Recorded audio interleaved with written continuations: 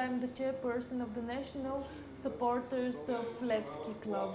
Levski has the love of one-third of Bulgarians, at least 2 or 3 million people in the country love Levski. We have a meeting of 500 people, there are candidates, and the person who deserves most is elected. At the time when I applied, I was the person who deserved most. I was elected almost unanimously with a few opposers. Every fan club is located in the center of the village or the city, in Varna, in Veliko Tърново, in Sandanski, in Petric, in Gotedelchev, everywhere. About 12 or 13,000 people are active participants in the fan club of Levski in Bulgaria. Every fan who has paid the membership fee of 14 lev a year is entitled to 20 or 30% reduction of our merchandise goods. You saw our shop upstairs, it is quite rich in terms of goods. Also, our members are entitled to 20 up to 50% discounts in our trips organized in the countryside. And also we have a contract with Lukoil, a petrol station network in Bulgaria, again for our members. And let's say if you go to the countryside and you have a problem with your car, you can call the fan club, and we have a database where we have phone numbers and contact details of people, Levski people who can help you with your car, hotels run by Levski supporters, everything. We don't want to be politically involved, but our supporters are mostly right-wing people. We don't have a choice because the other party, the other big party is the Communist Party, and the third option is the Turkish Party. The supporters of Levski are famous for their love for freedom, and they have always been democratically minded people. After the collapse of communism in 1989, a couple of years later there were protests against the Communist Party, which was still in power. And Levski fans were very active at that time because most people in Bulgaria and especially in Sofia support Levski. During the Katunica case, our supporters were stopped at the highway by the police and they couldn't make it to Katunica, but fans of Botev Plovdiv, Loko Plovdiv, Beroe, I think, were already there in Katunica.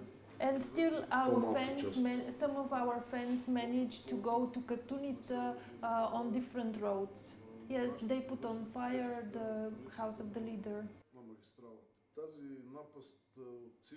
What can I tell you about that pest, the Roma?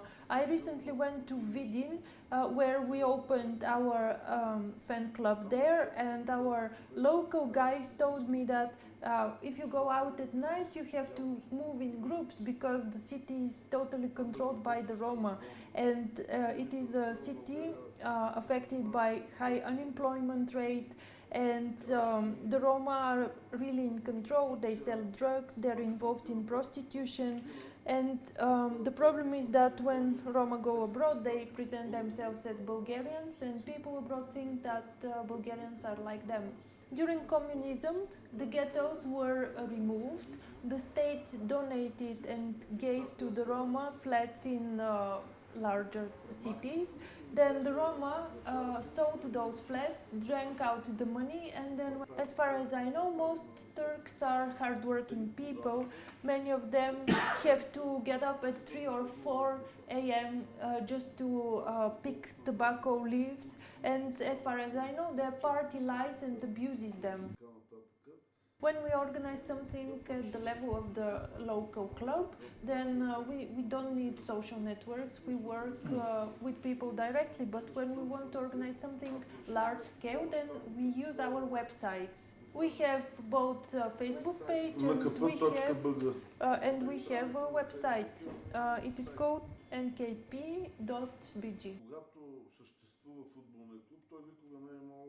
We have never had good relations with the police, or in the communist times it was called militia. At larger marches now, the police is trying to provoke us because at smaller marches there are not enough people.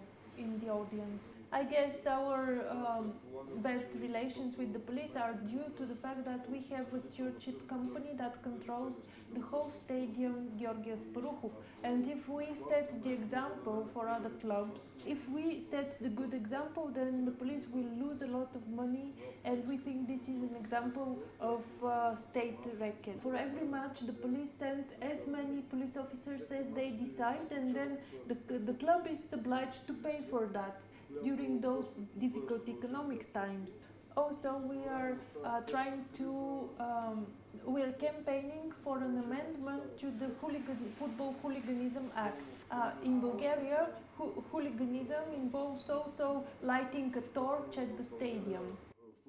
Ultras are repressed by the police before every major match with CSKA or during protests in the country, during political unrest in the country. The police arrests and detains many of our ultras at 6 o'clock in the morning before a match, and then lets them go after the match without giving any explanation to them. I didn't say I support Borisov, but I said that there are three options in Bulgaria: the Communist Party, the Turkish Party, and the third option is Borisov.